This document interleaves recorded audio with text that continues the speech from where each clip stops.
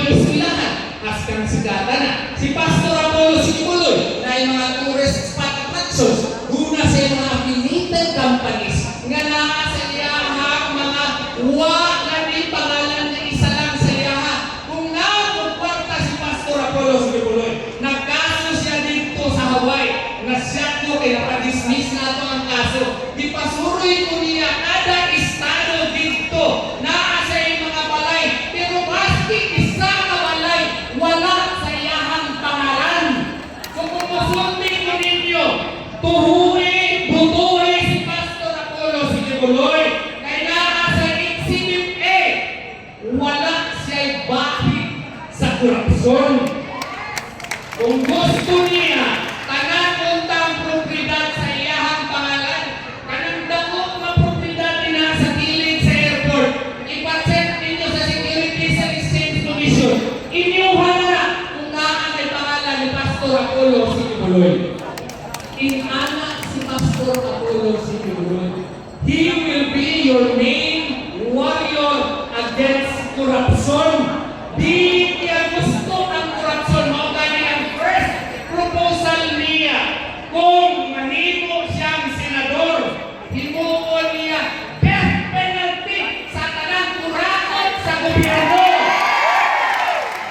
Ingon niya, na 150 million daw. Ingon ni Pastor, mubuan nato na, bisan gani 1,100,000. Himuon nato death penalty to the graft and corruptors of this government. Ngano? Cancer na ang atong korupsyon. Ingon ni Pastor Apollo Sikibuloy, we should do something to eradicate corruption from the face of the earth. And then, we will jail all those corruptors by lowering the threats of plunder. Di ba maayo na siya, mga kaitsunan ko diri sa Macau? Ingon ko niya, napansin ako, attorney, ang Office of the Ombudsman, which is tasked by the 1987 Constitution to investigate any act or omission constituting corruption, walang kayang mga investigators. So, ipaamit siguro na kuning powers for himong at palaon nga dunay group commission na may mga klaro daghan na investigator sa Ombudsman para atong klarohon o imbestiga ang mga kurakot ng mga opisyales ni ining administrasyon. Di ba nindog na siya? Kagalabaw? Iwan po ni Pastor, let us also make a law protecting whistleblowers. Kaya kada kurakot, naagin ang makakita. Kung doon na tayong palaod karon nga mo-protekta aning mga whistleblowers, ingon ni Pastor, then nahaan na sila yung confidence mo istorya, protektahan na sila sa ombudsman, protektahan na sila sa gobyerno, kaya naan na may palaod nga maprotekta sa ilaha. So ang ato diyan, atong tumong nga mapaggamay na pausos ang kanser sa atong sosyedad, hindi karon mahulmahan, ma-stop pini, or at least mahilay-hilayan ang grabe na korupsyon sa atong nasod. Ingon po niya, di lang tao concentrate niya na. Kaya ang tao karon, tanawa ng ayuda. Lumoy na tayo ang atong mga kaigsunan. So dapat ingon niya, let us concentrate also in creating jobs. Gusto niya na ay daghang trabaho na ma-offer para sa atong mga kaigsunan.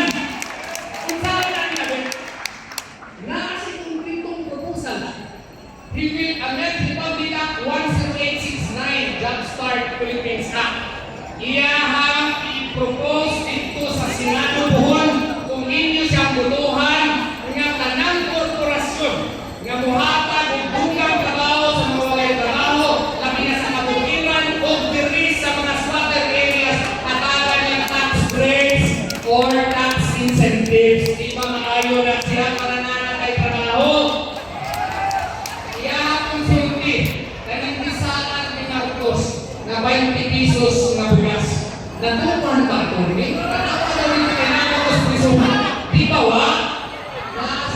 ito nga proposal. Iyahang i-recognize na agricultural country kita. Suot sa ilang proposal, let us allocate a greater portion of the budget para tabangan ang agrikultura. Ang niya state-managed farm sa napareho sa proposal ni Atty. J.B. Yulo.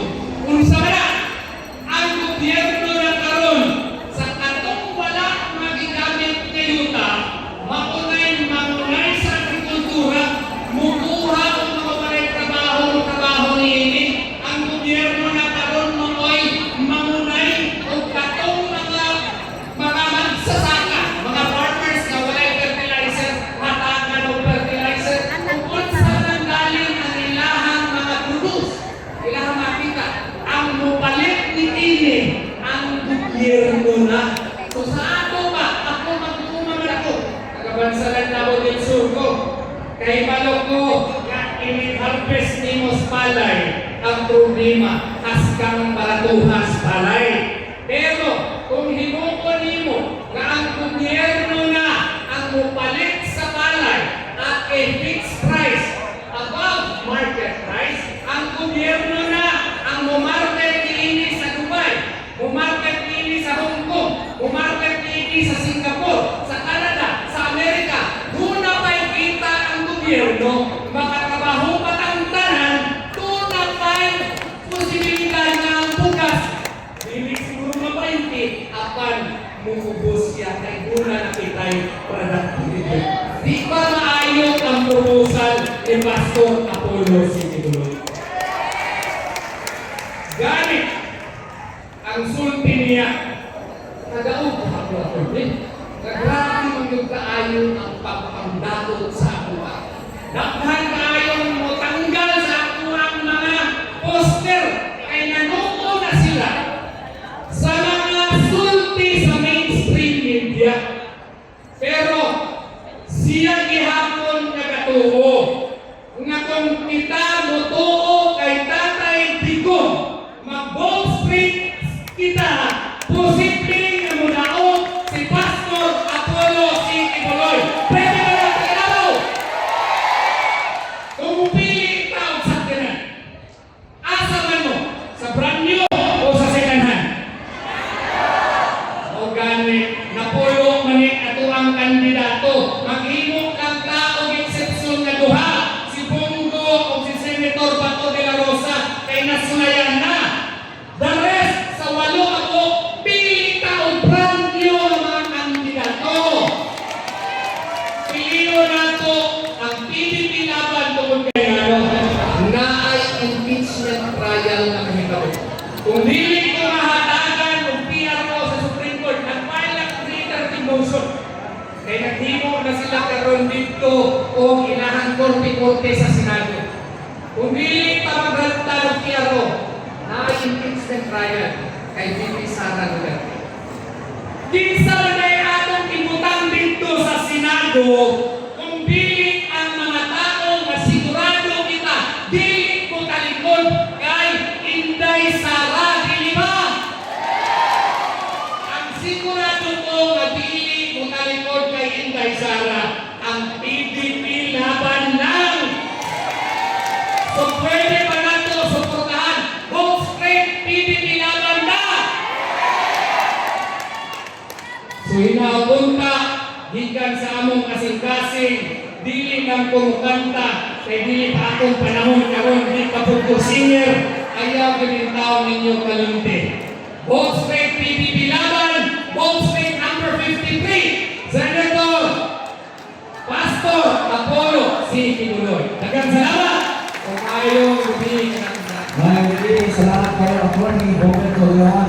When I say number 53, you say Pastor Apollo Sitibuloy. Number 53, Pastor Apollo